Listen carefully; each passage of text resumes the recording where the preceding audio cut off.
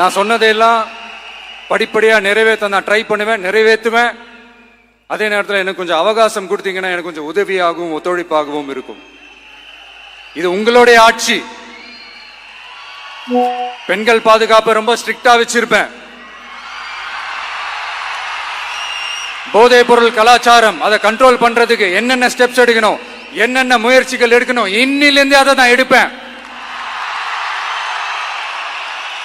நம்ம பசங்களை அதுல இருந்து காப்பாற்ற வேண்டியது நம்ம அரசனுடைய பொறுப்பு. அதே மாதிரி சட்டம் ஒழுங்கு எல்லாருக்குமான பாதுகாப்பை நான் உறுதிப்படுத்துவேன். என்ன அவமானப்படுத்துறவங்களாகவே இருந்தாலும்,